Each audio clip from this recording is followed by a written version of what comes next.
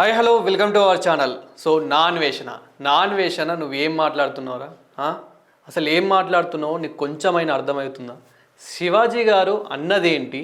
నువ్వు ఇక్కడ వాళ్ళ అమ్మగారిని అంటే ఏదైనా అనే ముందు ఒక ఆడదాన్ని నువ్వు ఒక ఆడవాళ్ళని నువ్వు ఎలా ఉద్దేశించి మాట్లాడుతున్నావు అనేది కొంచెమైనా నీకు అర్థమవుతుందా? శివాజీ గారు మొత్తం ఇప్పుకొని తిరగండమ్మా అని ఏం చెప్పలేదు. కప్పుకొని తిరగండి, కప్పుకొని బయటకు రండి. ఏదైనా సీన్స్ ఉంటే అంటే ఇప్పుడు ఏదైనా ఒక లొకేషన్లో ఏదైనా సీన్స్ ఉంటే మాత్రం అందులో క్యారెక్టర్ని బట్టి ఏది చేసినా ఏం కాదు.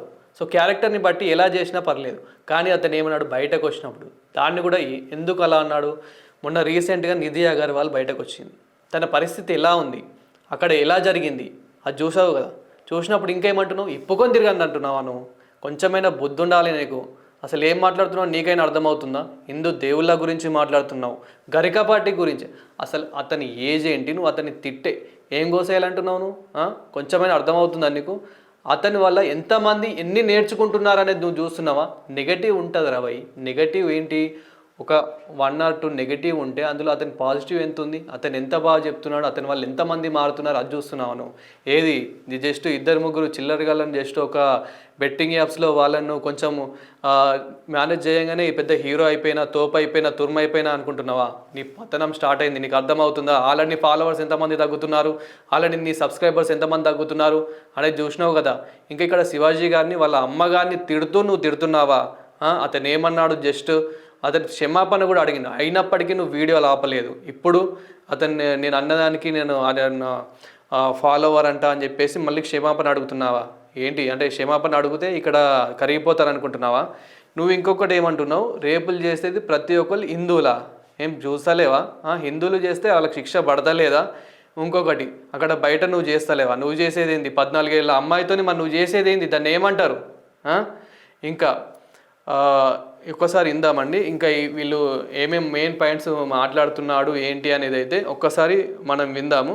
మనకి ఇన్స్టా ఇన్ఫ్లుయెన్సర్స్ కూడా కొంతమంది చాలామంది రియాక్ట్ అవుతున్నారు, చాలా బాగా రియాక్ట్ అవుతున్నారు. ఈవెన్ నేను కూడా ఒకప్పుడు నాన్ వేషానికి ఫాలోవర్, చాలా బాగా అంటే నేను చాలా బాగా అతన్ని ఆదరించేవాడిని. కానీ ఇట్లాంటి అంటే ఎంత మదం ఎక్కితే మాత్రం ఇలాంటి మాటలు మాట్లాడతాడు?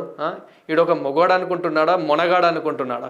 ఒక వేదన్ అనే మీడియా నుంచి అతను కాల్ చేస్తే అతను ఒక స్వామి మాలలో ఉన్నప్పుడు కూడా అతన్ని ఒక బ్యాడ్ వర్డ్తో అనడం అయితే జరిగింది. అది ఇప్పుడు నేను ఒక యూట్యూబ్ గైడ్లైన్స్ ఉంటుంది కాబట్టి నేను అనలేకపోతున్నా. ఒక స్వామి మాలలో ఉన్నంత అతన్ని కూడా నువ్వు రెస్పెక్ట్ ఇస్తలేవంటే నువ్వెంత, నీ బతికెంత?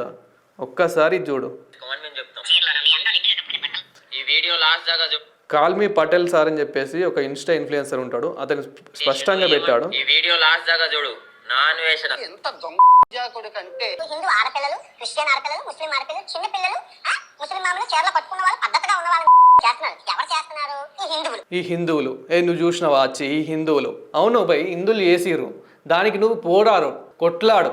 అంటే ఎవరెవరు చేశారు, ఎలాంటి శిక్ష పడాలి, బయట ఎలాంటి శిక్షలు ఉన్నాయి అవి భారతదేశంలో తెలియజేయు.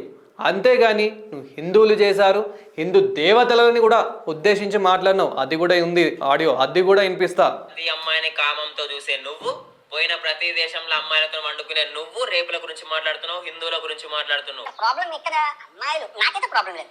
వాళ్ళు ఎలా ఉందో నేను చూసి మగవాడిగా ఆనందిస్తాను. నువ్వు ఆనందిస్తావు, నువ్వెందుకు చూడవు? వాళ్ళు ఇప్పుకొని తిరిగితే నువ్వు ఆనందిస్తావు. ఎందుకంటే 14 సంవత్సరాల అమ్మాయితో కూడా నువ్వు చేసినా చెప్పుకుంటున్నావు కదా, అందుకే చూస్తావు. ప్రతి కంట్రీలో నువ్వు ఏ కంట్రీకి అయితే వెళ్ళినావో ఆ కంట్రీలో ఒకప్పుడు ఎలా అమ్మాయిలతోని ఎలా చేసావో చూసినావు. అవును, ఇంకొకటి శివాజీ గారు అమ్మ మంచిగా నిండుగా వేసుకోవాలని చెప్పిండ్రు కదా. ఒక వీడియోలో నువ్వు ఒక అమ్మాయికి టవల్ కప్పుకోండి, టవలే సాంప్రదాయము, అంటే టవల్ లేనిది అసలు బయటకు వెళ్ళొద్దు అని చెప్పేసి ఒక బీచ్ దగ్గర ఒక అమ్మాయికి మరి టవల్ ఎందుకు ఇచ్చినవరా? ఆమె జస్ట్ ఒక బిగినీలో ఉంది అంతే. మరి ఆమెకు టవల్ ఎందుకు ఇచ్చినావు, కప్పుకోరని ఎందుకు ఇచ్చినావు? అప్పుడు భారతీయుడిగానే ఆలోచించినావు కదా. ఇప్పుడు ఏమైందా తెలివి? ఏదో హీరో అయిపోదామని చెప్పేసి ఏదో ట్రెండింగ్లో ఉంది కదా టాపిక్ అని చెప్పేసి మాట్లాడితే ఇక్కడ ఎవ్వడు ఒక చీరుతాం బిడ్డ. ఏమనుకుంటున్నావు? అర్థమవుతుందా? ఇంకొకటి ఇంకేం మాట్లాడుతున్నాను? ఈ వీడియో లాస్ట్ దాకా చూడు, అర్థం కాలేదా? ఇగో ఈ వీడియో చూడు.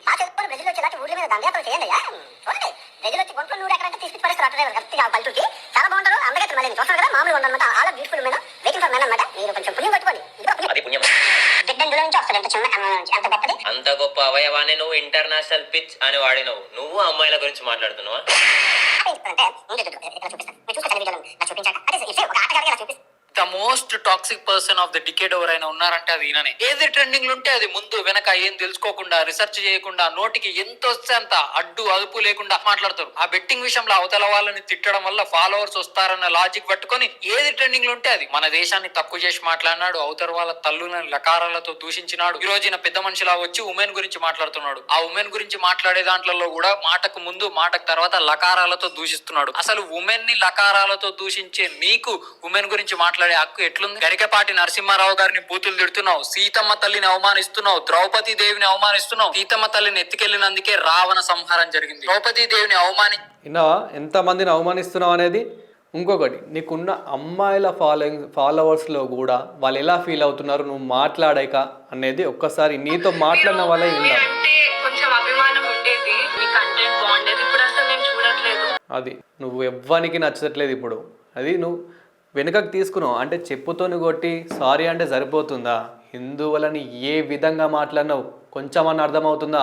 తెల్లారే మళ్ళీ నా ఫాలోవర్స్ తగ్గిపోతురు, నా సబ్స్క్రైబర్స్ తగ్గిపోతురు, నా పతనం స్టార్ట్ అయిందని చెప్పేసి నువ్వు సారీ అని చెప్తే ఇక్కడ భారతీయులంతా సెంటిమెంటల్ ఫూల్స్, ఏది చెప్పినా నమ్మేస్తారు, సారీ అనగా కరిగిపోతారు, క్షమించండి అనగానే కరిగిపోతారు అని నువ్వు అనుకుంటున్నావా?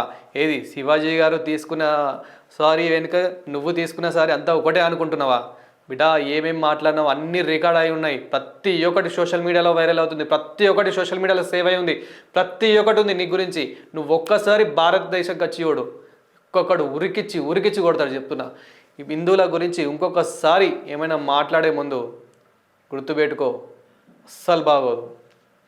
దీని గురించి ఇంకా ఇప్పుడు వీడియో ఎవరైతే చూస్తున్నారో నాన్వేషణ మాట్లాడిన మాటల గురించి మీరేమనుకుంటున్నారో కామెంట్ చేయండి. నేను మాట్లాడిన దాంట్లో ఏమైనా తప్పుంటే మాత్రం నన్ను క్షమించండి.